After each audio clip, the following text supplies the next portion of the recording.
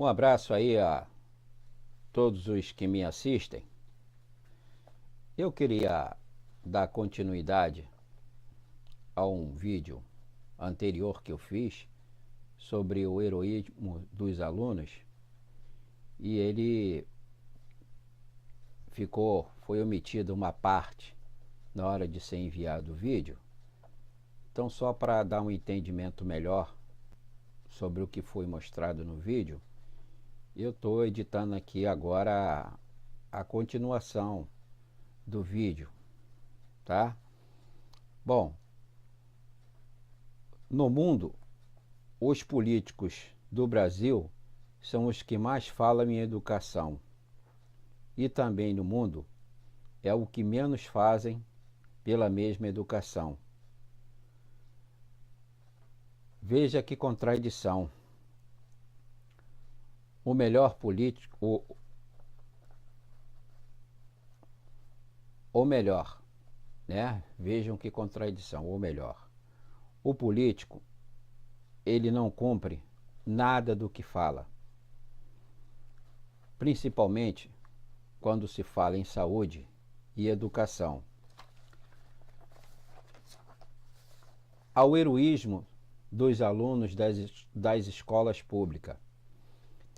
Este vídeo é dedicado a todos vocês alunos que já conseguiram ver o desprezo tanto do governo federal, estaduais e municipais pela educação e com a redução cada vez maior nos investimentos em educação.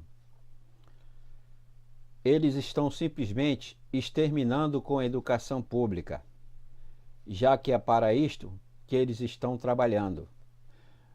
Um detalhe aí que vale a pena acrescentar é o seguinte: o governo federal, agora nesse governo Temer, ele está se vangloriando de ter liberado 743 milhões aí, que era do ano passado e foi liberado agora, com a seguinte característica: e esse mesmo que liberou os 743 milhões, ele também está limitando o orçamento em educação. Ou seja, só vai gastar aquilo que o governo quer e acabou. Né? Aqueles 6% ou 10% anteriormente que estava previsto na Constituição, simplesmente isso pode não ser cumprido e assunto encerrado. É esse o valor que o governo dá à educação. São os três níveis, todos eles agem da mesma maneira. Tanto faz o governo estadual, municipal ou federal, eles agem com o mesmo estilo, sempre bloqueando verba. Quando não é para educação, é para saúde. Quando não é para saúde, é para educação.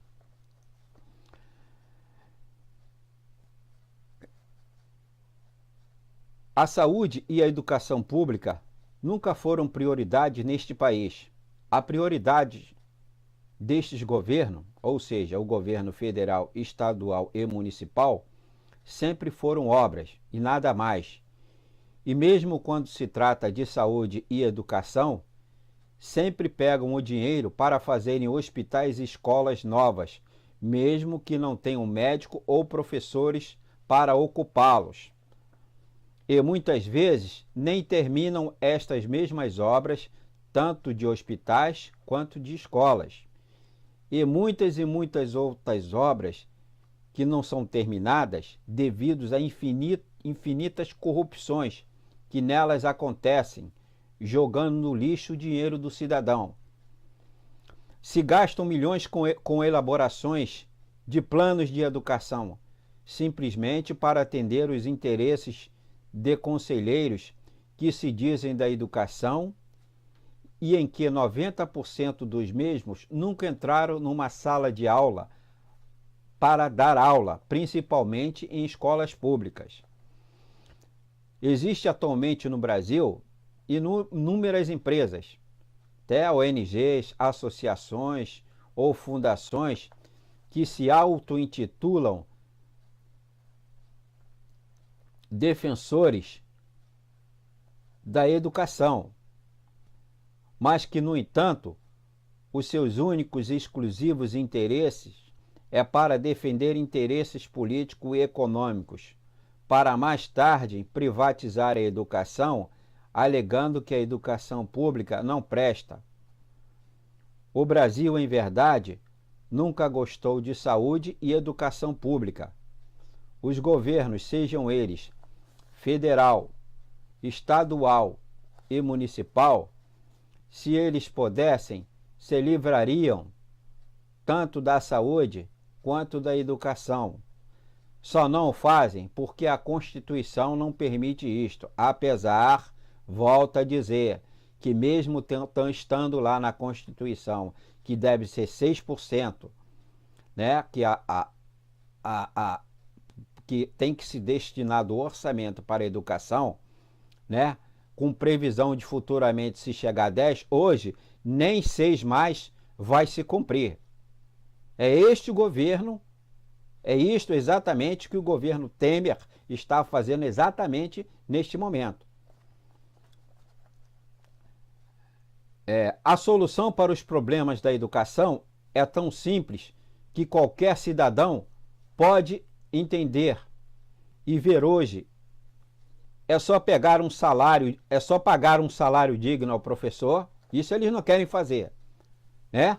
Todo profissional nesse país é supervalorizado dentro do setor público. Agora, quando se trata de saúde e educação, são os profissionais mais desvalorizados que o poder público remunera. E não os salários miseráveis que atualmente são pagos aos professores. Outro ponto, reduzir a quantidade de alunos dentro de sala de aula. Não será com 35 a 50 alunos dentro das salas de aula que o professor conseguirá fazer um bom trabalho.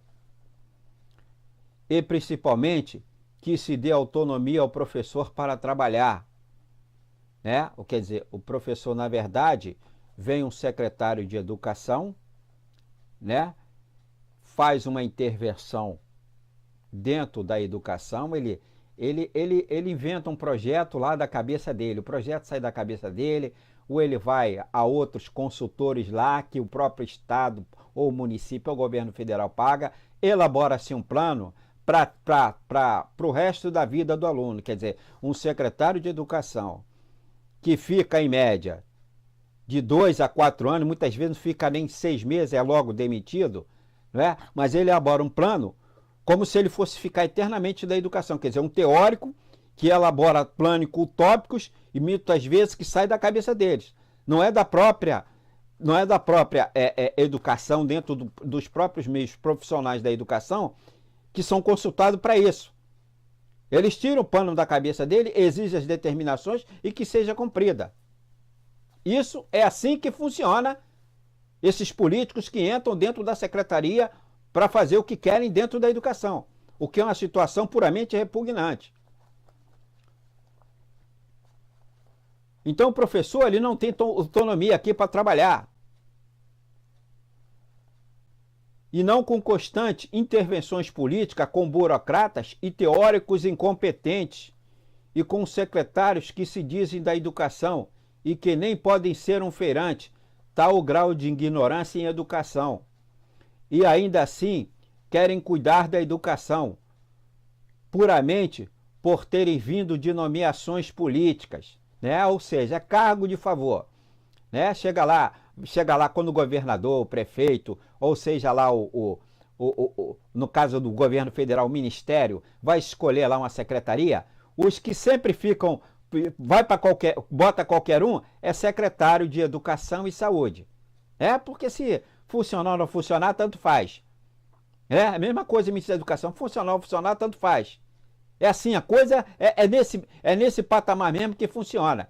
Infelizmente, é uma verdade.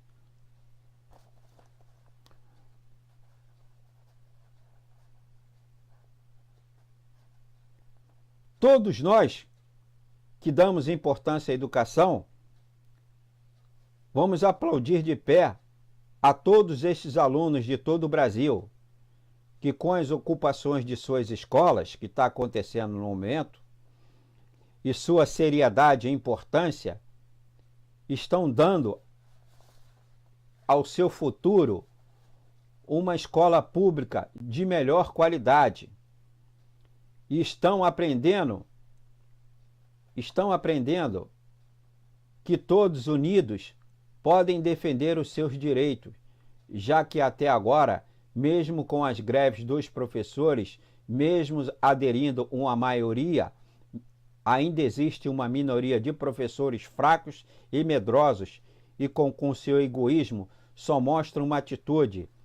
Primeiro, que eles estão indo primeiro contra os próprios alunos e a educação, e segundo, contra os próprios professores, mostrando que estão preocupados unicamente com seus próprios salários e nada mais. Observa bem, o que está acontecendo no momento no Rio de Janeiro? A classe de professores está em greve, vai fazer exatamente 100 dias, e o secretário de Educação não está nem aí. Ele não está nem aí, não dá nenhuma importância a isso, não tem nenhuma preocupação. Agora o governador do estado, ele está muito preocupado com a Olimpíada. Isso ele está preocupado. E tanto é que ele já deu declarações de televisão que a Olimpíada não pode dar errado, tem que dar certo. Quer dizer que a Olimpíada tem que dar certo. Agora, se a educação não der certo e se a saúde não der certo, também é problema nosso, problema do cidadão. Essa é a verdade. Então ele está pouco ligando. E mais uma vez, eu volto a dizer, o Poder Judiciário não toma nenhuma providência contra esses poderes que estão aí assumindo, que estão fazendo isso, que é um descaso total. Tanto do secretário de Educação quanto do governador, é um descaso total, é um desprezo total com a educação. Nem ouvir a classe, nem ouvir o sindicato, eles querem ouvir para negociar. Essa é a postura deles.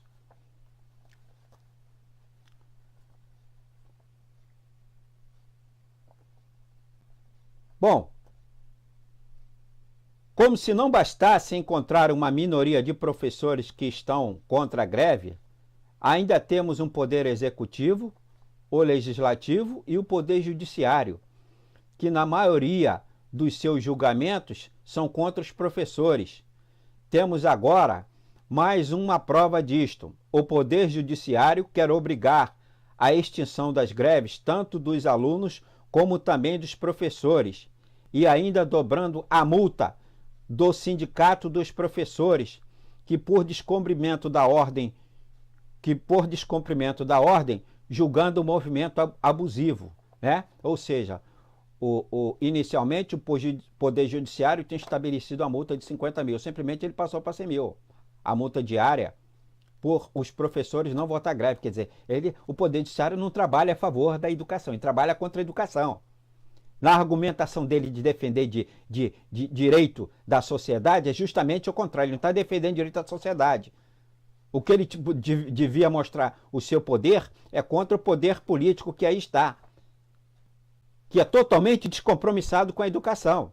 Sempre foi, são 12 anos aí de governo, vamos para o terceiro mandato, e descompromissado com saúde e educação. Pouco se lixam com a saúde e com a educação. É isso que o Poder Judiciário tem que ver. Não é ficar querendo intimidar professores e a classe de professores, nem o sindicato não estabelecendo multa. Essa é a verdade. Então, o Poder Judiciário está julgando o movimento abusivo, né? Está considerando o movimento dos professores abusivo. O Poder Judiciário deveria aceitar como abusivo o Estado, que não deu correção de salário pelo segundo ano de governo, nem quer dar mais correção de salário aos professores. E tem um detalhe aí interessante, ele não deu agora, tem mais só 2 anos de governo, também não vai dar. E se o Estado negociar a dívida com o governo federal, são mais 10 anos sem o professor ter reajuste salarial. Está lá na medida desse presidente aí, esse presidente que entrou na base da marra, né? Ele entrou aí e vai estabelecer a renegociação da dívida do Estado com o governo federal. O Estado vai ter que cumprir determinações. E qual é uma das primeiras determinações? É não dar o aumento durante 10 anos à classe de funcionalismo. né? Agora, eu duvido se não vai dar aumento para o judiciário. Eu duvido. Ou para o próprio legislativo, ou para o poder executivo. Agora, para o funcionalismo público, vai levar a pancada na cabeça. Essa é a grande verdade. O que vai de fato acontecer é isso.